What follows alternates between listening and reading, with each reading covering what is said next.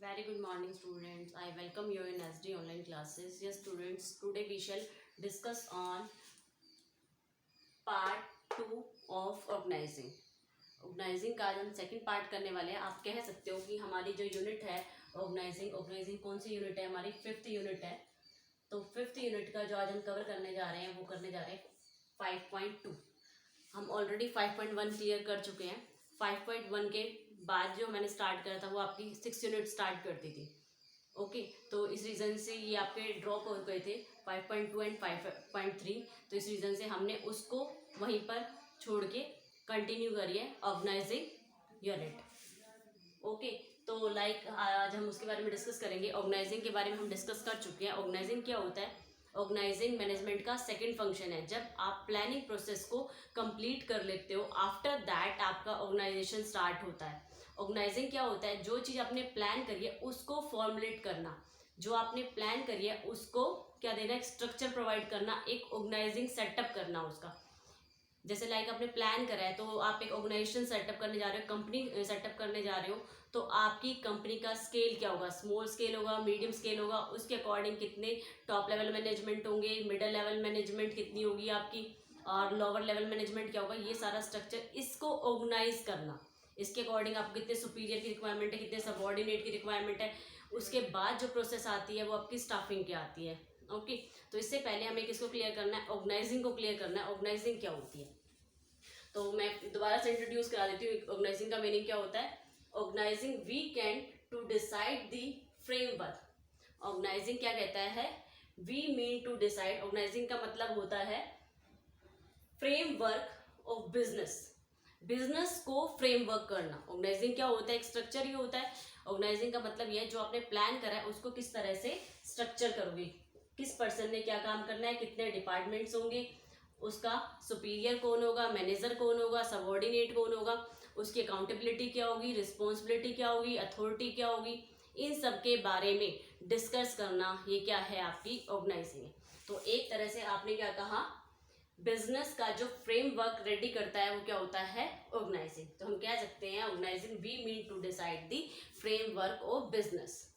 Who is superior to whom. उसके लिए superior कौन है, कौन किसका सुपीरियर है, उसका क्या काम है. Who is superior to whom, उसके लिए कौन उसका सुपीरियर है. Who is subordinate to whom, organization के लिए कौन उसका सबॉर्डिनेट है, सबॉर्डिनेट का वर्क क्या है. हु इज रिस्पॉन्सिबल और आंसरेबल टू हूम. ऑर्गेनाइजेशन के लिए के वर्क के लिए रिस्पॉन्सिबल कौन है, आंसरेबल कौन है. ये सब सेटअप करना ये क्या होता है? ऑर्गेनाइजिंग. ऑर्गेनाइजिंग हमें यही बताती है फ्रेमवर्क. फर्स्टली किस पर्सन की क्या क्या अथॉरिटी, क्या क्या वर्क है, उसके अकॉर्डिंग उसको अथॉरिटी और रिस्पॉन्सिबिलिटी डेलीगेट की जाती है. रिस्पॉन्सिबिलिटी के साथ साथ अकाउंटेबिलिटी क्रिएट होती है. तो इस रीजन से हम ये कह सकते हैं, इसमें हमें ये रिलेशन पता चलता है ऑर्गेनाइजेशन का सुपीरियर. ऑर्गेनाइजेशन के लिए सुपीरियर कौन है, सुपीरियर काम कौन कर रहा है, सबॉर्डिनेट काम कौन कर रहा है, एंड कौन रिस्पॉन्सिबल है और कौन अकाउंटेबल है. तो ये सब डिसाइड करना तो ऑर्गेनाइजिंग का काम था. उसके बाद हम वर्क पे आते हैं. ऑर्गेनाइजिंग में तो सिर्फ आप ये करते हो, डिपार्टमेंट्स डिवाइड कर देते हो. कैसे होता है डिपार्टमेंट्स? तो आपने क्या बनाया? ऑर्गेनाइजिंग स्ट्रक्चर प्रिपेयर किया. तो उसमें तो आप सिर्फ डिपार्टमेंट डिवाइड कर देते हो कि ऑर्गेनाइजिंग के नीचे आपके 4 डिपार्टमेंट है. Purchase department, marketing department, production department and financing department. Okay तो ये सब तो ऑर्गेनाइजिंग ही है. बट इसके अंडर कौन सुपीरियर है, कौन सबॉर्डिनेट है, किसकी क्या रिस्पॉन्सिबिलिटी, क्या अकाउंटेबिलिटी है, वो सब हमारा ऑर्गेनाइजिंग ने पहले डिसाइड कर दिया. उसको एक स्ट्रक्चर बनाना. स्ट्रक्चर किसके अकॉर्डिंग? उसके फंक्शंस के अकॉर्डिंग, उसके डिवीजन के अकॉर्डिंग. तो हम ऑर्गेनाइजिंग की बात करेंगे. The process of organizing help the business to decide their structure. जो ऑर्गेनाइजिंग की ये प्रोसेस थी, framework, who is superior to whom, उसके लिए सुपीरियर कौन है, सबॉर्डिनेट एंड रिस्पॉन्सिबल और आंसरेबल. इसके अकॉर्डिंग उसने ऑर्गेनाइजिंग स्ट्रक्चर तैयार कर दिया. उस प्रोसेस के अकॉर्डिंग जो हमने ऑर्गेनाइजिंग की प्रोसेस पढ़ी थी, आपको लर्न होगी कि ऑर्गेनाइजिंग की प्रोसेस क्या पढ़ी थी हमने. ऑर्गेनाइजिंग की जो प्रोसेस है उसके अकॉर्डिंग हम क्या करते हैं? Business to decide their structure. Business अपना स्ट्रक्चर तैयार करता है. किस चीज का? Of operating activities. कौन कौन सी ऑपरेटिंग एक्टिविटीज वो होती है जो एक्टिविटी एक्चुअल में ऑपरेशन से क्रिएट हुई है। किससे क्रिएट हुई है? ऑपरेशन से क्रिएट हुई। लाइक आप क्या कर रहे हो, रॉ मटेरियल लेके उससे आप प्रोडक्शन रेडी करते हो, तो रॉ मटेरियल टू उसको फिनिश गुड्स में कन्वर्ट करने तक जो भी सारी एक्टिविटीज होंगी वो ऑपरेटिंग होंगी, जिसमें आपने मशीनरी का यूज करा है, लेबर का यूज करा है, तो ऑपरेटिंग जहां पर कोई ऑपरेशनल वर्क होना है। So that process of organising is called as organisational structure. सो जो हमारी ऑर्गेनाइजिंग की प्रोसेस होती है, इसलिए हम उसे क्या कहते हैं? ऑर्गेनाइजेशनल स्ट्रक्चर कहते हैं। ऑर्गेनाइजिंग प्रोसेस हमने पढ़ी थी। ऑर्गेनाइजिंग प्रोसेस के अकॉर्डिंग आपको क्या करना है? अपना ऑर्गेनाइजिंग स्ट्रक्चर प्रिपेयर करना है और उसके अकॉर्डिंग आपको अपनी वर्किंग परफॉर्म करनी है। तो हम कह सकते हैं टाइप्स ऑफ ऑर्गेनाइजिंग स्ट्रक्चर्स। जो हमारे ऑर्गेनाइजिंग स्ट्रक्चर्स होते हैं वो कितने टाइप्स के होते हैं? हमारे ऑर्गेनाइजेशन स्ट्रक्चर्स 2 टाइप्स के होते हैं। एक होता है फंक्शनल स्ट्रक्चर और एक होता है डिविजनल स्ट्रक्चर्स। तो ये सारे क्या है? फंक्शंस है। परचेज, मार्केटिंग, प्रोडक्शन और फाइनेंसिंग, ये सारे डिपार्टमेंट्स हैं। ये क्या कर रहे हैं? परचेज डिपार्टमेंट है। परचेज डिपार्टमेंट से रिलेटेड जो फंक्शनल एक्टिविटी करेगा, ऐसे ही मार्केटिंग से रिलेटेड जो फंक्शनल एक्टिविटी करेगा, तो इसके बारे में हम डिस्कस करेंगे कि फंक्शनल एक्टिविटी क्या होती है हमारे बिजनेस में। ये स्टूडेंट्स, हम किसकी बात कर रहे थे? Organizational structures. Organizational structures can be divided into parts. First one functional structure और एक होता है डिविजनल स्ट्रक्चर्स। डिविजनल स्ट्रक्चर के बारे में हम नेक्स्ट वीडियो में कवर करेंगे। जो आज हम कवर करने वाले हैं वो कवर करने वाले हैं फंक्शनल। नेम से ही क्लियर हो रहा है, जितनी भी एक एंटरप्राइजेस की वर्किंग होती है उसको डिफरेंट फंक्शंस में डिवाइड कर दीजिए। ओके, तो इसलिए हम इसका एक मीनिंग लिखते हैं। मीनिंग क्या है इसका? इसका मीनिंग है division of whole enterprises according to major activities. Division of the whole enterprises work according to major activities. Clear है? आपको क्या करना है? होल एंटरप्राइजेस का जितना भी वर्क है उसको किस में बांट दीजिए? उसकी मेजर एक्टिविटीज में डिवाइड कर दीजिए। तो हम कह सकते हैं, तो लाइक हमने बात करी थी, ऑर्गेनाइजिंग की बात करी थी। ये क्या है? आपकी एक ऑर्गेनाइजिंग है। ऑर्गेनाइजिंग के अंदर फंक्शंस कौन कौन से होते हैं? डिपार्टमेंटल वाइज जो फंक्शंस होते हैं वो कौन कौन से फंक्शंस होते हैं? लाइक आपके 4 डिपार्टमेंट्स हैं या 5 डिपार्टमेंट्स हैं। तो फर्स्टली जैसे हमने परचेज डिपार्टमेंट को नोट किया। सेकंड वन है आपका प्रोडक्शन डिपार्टमेंट। नेक्स्ट वन जो है आपका है मार्केटिंग डिपार्टमेंट।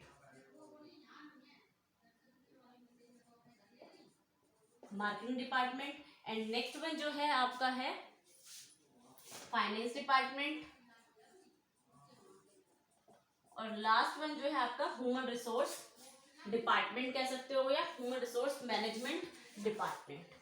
तो लाइक क्या है यहाँ पे फंक्शनल एक्टिविटीज जो रिलेटेड है वो किससे रिलेटेड है? हमने एक्चुअल में डिपार्टमेंटल वाइज स्टडी करी थी कि एक्चुअल में डिपार्टमेंटल वाइज क्या आपकी वर्किंग होती है एक ऑर्गेनाइजेशन के अकॉर्डिंग।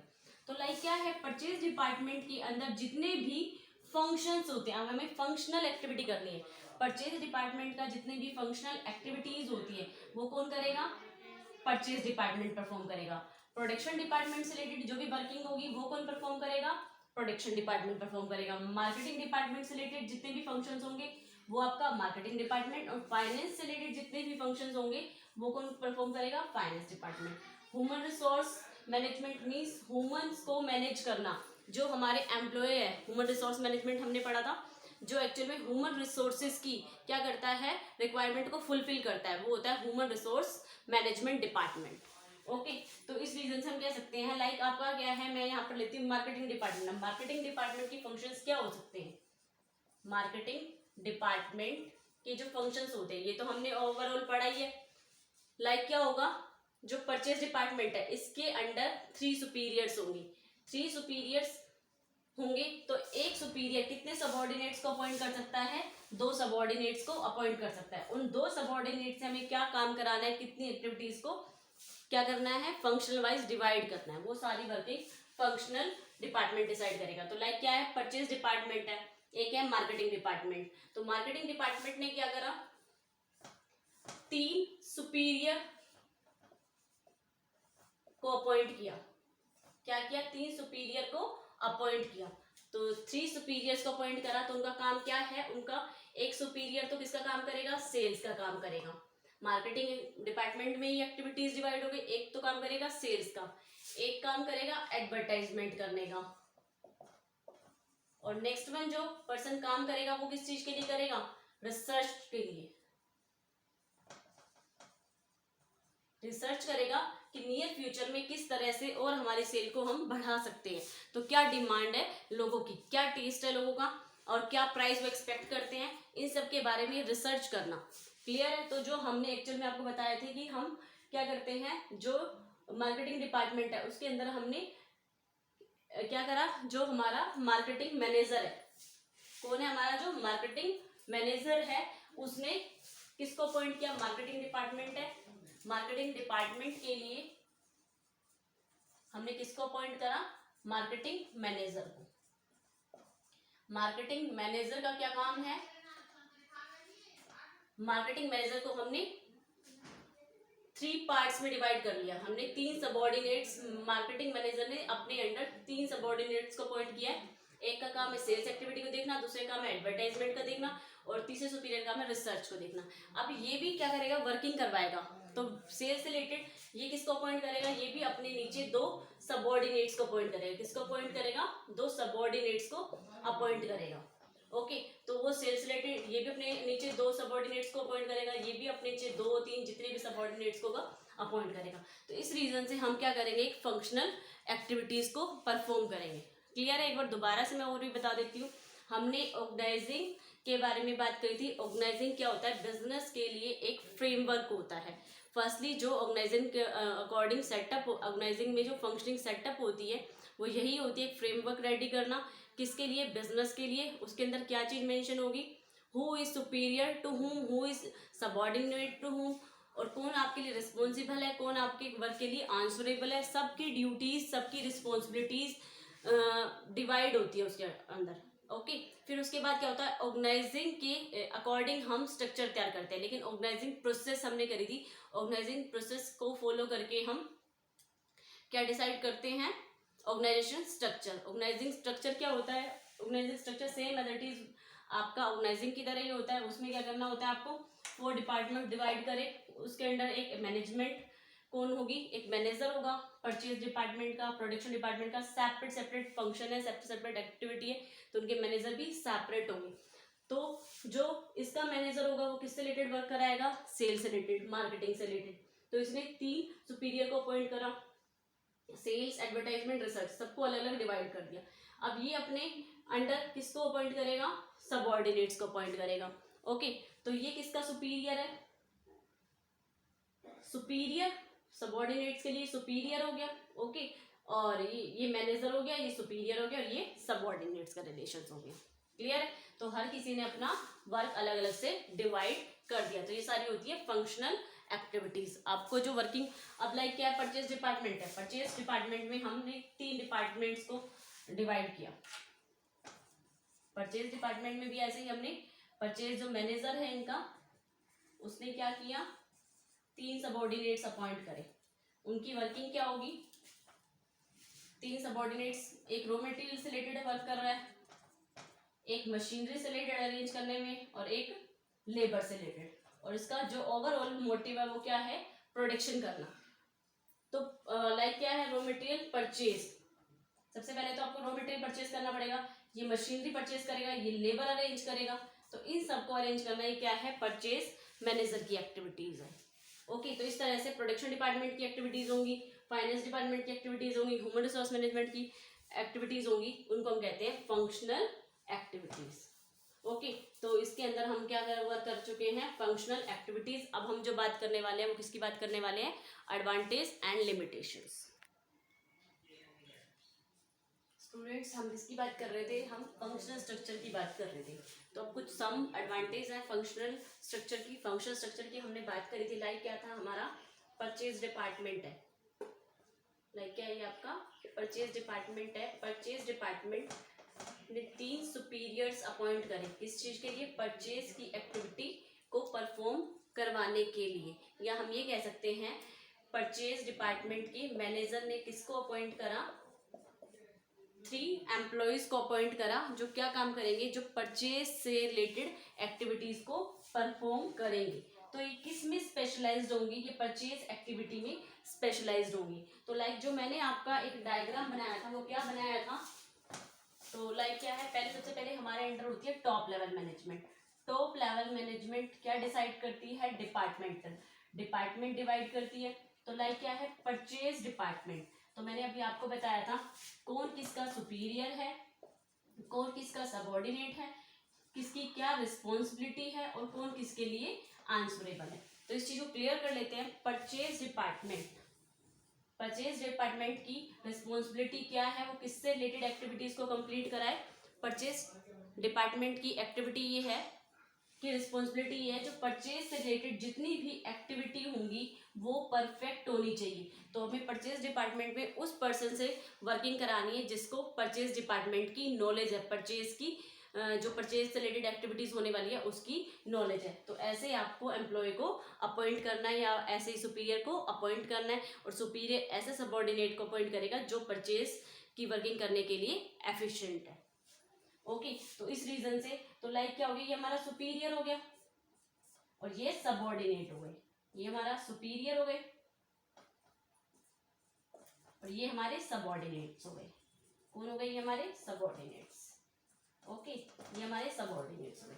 तो लाइक क्या है, टॉप लेवल मैनेजमेंट ने परचेज डिपार्टमेंट की रिस्पॉन्सिबिलिटी किसको दे दी, परचेज डिपार्टमेंट को। अब किसकी रिस्पॉन्सिबिलिटी बनती है, परचेज मैनेजर की रिस्पॉन्सिबिलिटी बनती है कि वो परचेज की एक्टिविटी को परफॉर्म कराए और उससे रिलेटेड परचेज से रिलेटेड सारी इंफॉर्मेशन रिस्पॉन्सिबिलिटी दी है, उसके साथ उसके आंसर किसको करना है, परचेज डिपार्टमेंट को आंसर करना है, टॉप लेवल मैनेजमेंट को।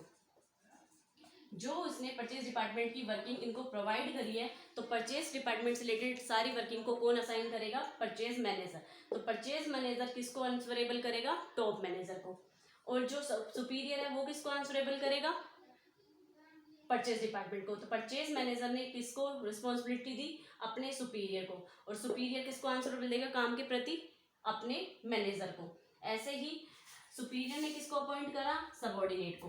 तो सुपीरियर ने किसको रिस्पॉन्सिबिलिटी दी, अपने सबऑर्डिनेट को। तो काम के प्रति कौन रिस्पॉन्सिबल है, काम के प्रति सबऑर्डिनेट सुपरवाइजर के लिए रिस्पॉन्सिबल है। तो ये किसको आंसर देगा, सबऑर्डिनेट किसको आंसर प्रोवाइड करेगा, अपने सबऑर्डिनेट को। क्लियर है।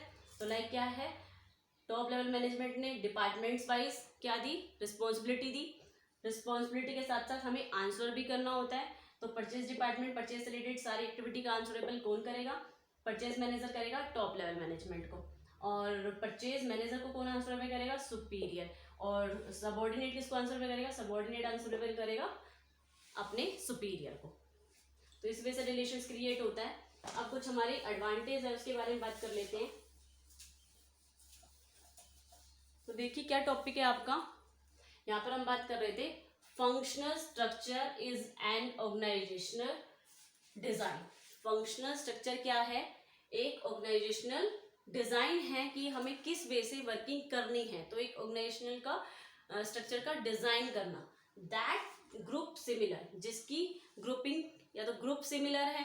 लाइक जैसे क्या है, परचेज मैनेजर है, वो किससे रिलेटेड टास्क पूरी करवाने वाला है, वो परचेज से रिलेटेड टास्क पूरी करवाने वाला है। ओके, तो इट मीन्स क्या होगा, जहां पे ग्रुपिज्म में काम होगा और जो ग्रुप होगा वो सिमिलर कैटेगरी का होगा and related to jobs together, या उसकी जो जॉब्स है वो क्या है, एक दूसरे से मिलती जुलती है, बिल्कुल मिलती जुलती है। हमने किसको अपॉइंट करा, 3 सुपीरियर को अपॉइंट करा। तो इनकी जॉब किससे रिलेटेड है, परचेज से रिलेटेड। परचेज डिपार्टमेंट, तीनों सुपीरियर किसके लिए काम कर रहे हैं, परचेज डिपार्टमेंट के लिए। किससे रिलेटेड काम कर रहे हैं, परचेज से रिलेटेड। तो तीनों की जॉब क्या होगी, सिमिलर सी हो गई।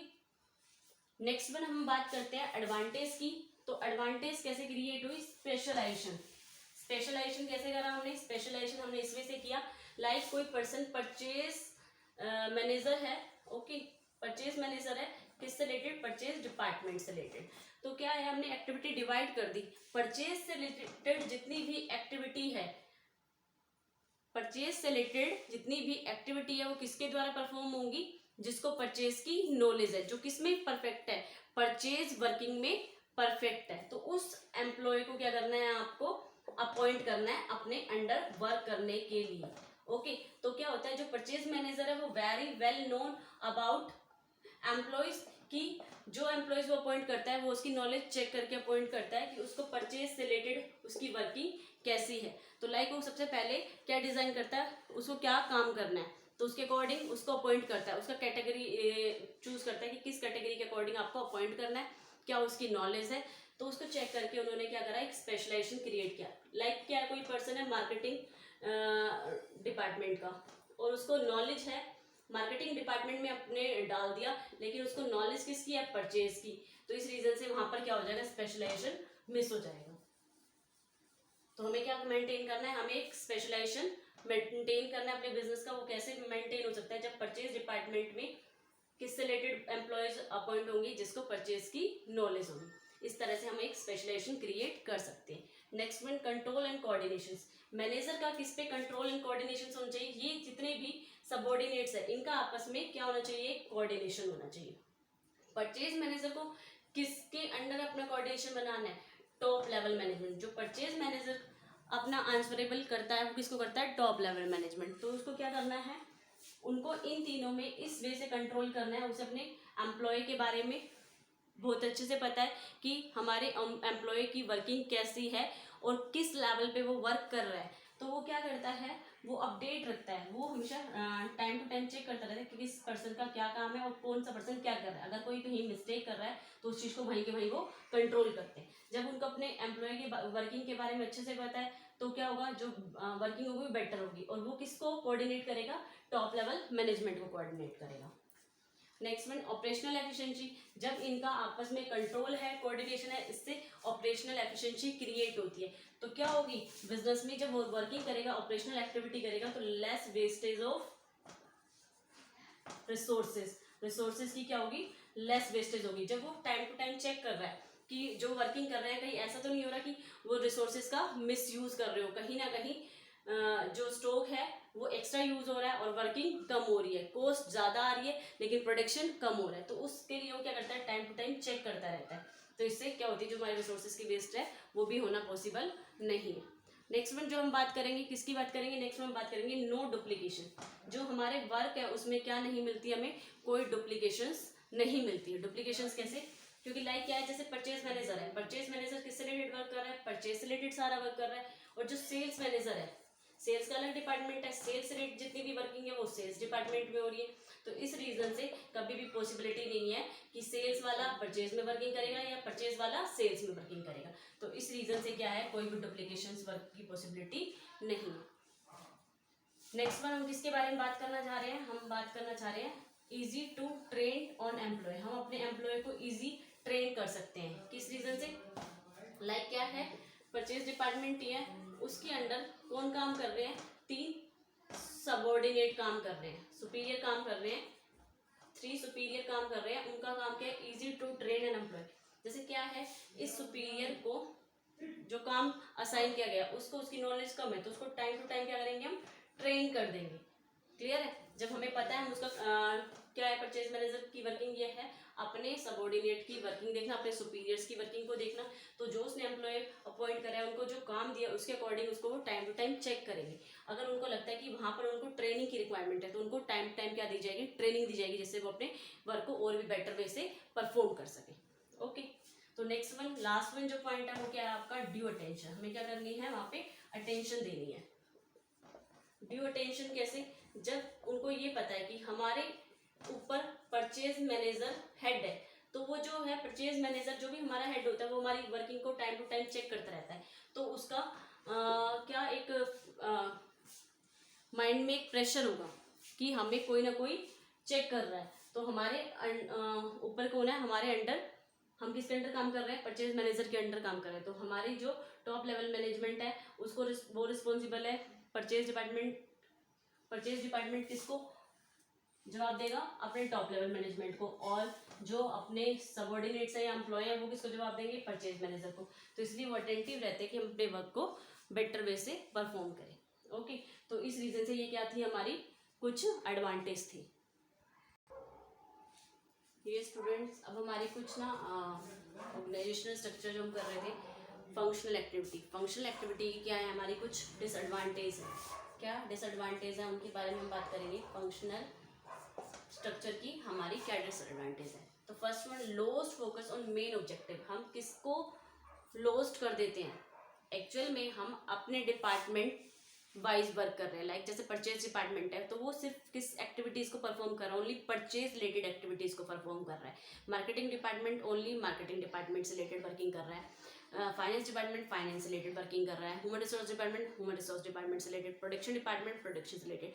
तो इस रीजन से हम किस चीज का लॉस कर पा रहे हैं, इस रीजन से जो हमारा मेन ऑब्जेक्टिव है वो अचीव नहीं हो रहा। वो किस रीजन से अचीव नहीं हो रहा, जैसे लाइक क्या है, जो हमारे डिपार्टमेंट्स है ऑर्गेनाइजेशंस के अंदर, परचेज डिपार्टमेंट है, प्रोडक्शन डिपार्टमेंट है, मार्केटिंग डिपार्टमेंट है, फाइनेंस डिपार्टमेंट है, ये सब क्या होंगे, आपस में कोऑर्डिनेशन को मेंटेन नहीं कर रहे हैं। परचेज डिपार्टमेंट सिर्फ बिजी है अपनी वर्किंग करने में, वो सिर्फ किसके लिए रिस्पॉन्सिबल है, परचेज से रिलेटेड एक्टिविटीज के लिए। और जो प्रोडक्शन डिपार्टमेंट का मैनेजर है वो प्रोडक्शन से रिलेटेड एक्टिविटीज के लिए रिस्पॉन्सिबल है।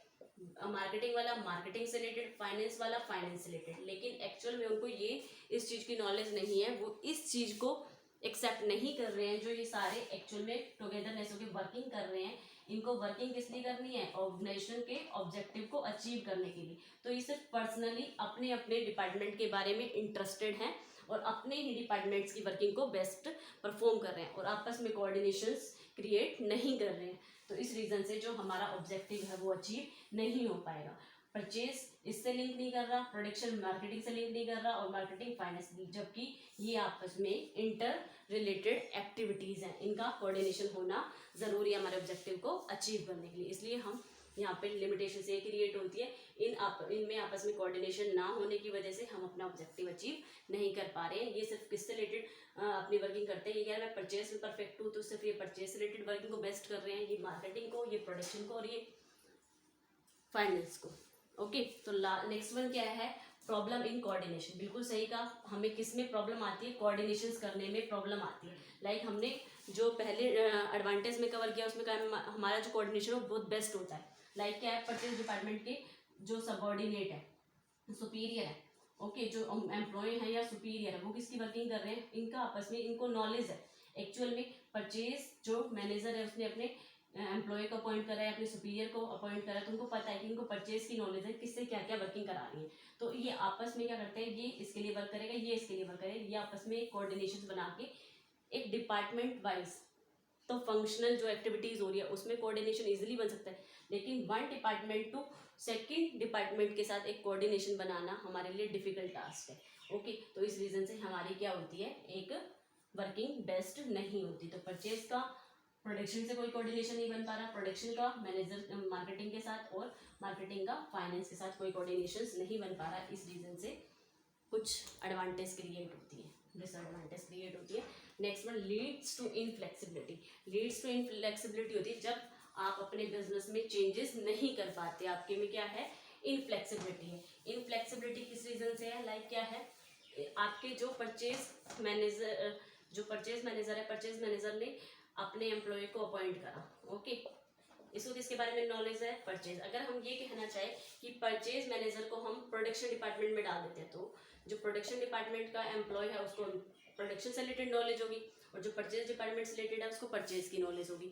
तो वो बिल्कुल भी कन्वीनियंट नहीं है कि परचेज वाला प्रोडक्शन में चला जाए और प्रोडक्शन वाला परचेज में आ जाए, या परचेज वाला सेल्स में चला जाए, सेल्स वाला परचेज में आ जाए। तो इसी रीजन से भी हमारी वर्किंग में इनफ्लेक्सिबिलिटी क्रिएट होती है। कॉन्फ्लिक्ट ऑफ इंटरेस्ट, जब आपस में इन चारों का क्या नहीं है, एक कोऑर्डिनेशन ही नहीं है, तो ये क्या है, एक दूसरे से इंटरेस्टेड नहीं है। परचेज वाला परचेज से मतलब रखता है, प्रोडक्शन वाला प्रोडक्शन डिपार्टमेंट से और अपने सुपीरियर सबऑर्डिनेट से मतलब रखता है। तो इस रीजन से इन सब का आपस में काम करने के लिए, ऑब्जेक्टिव को अचीव करने के लिए एक इंटरेस्ट क्रिएट नहीं हो पाता।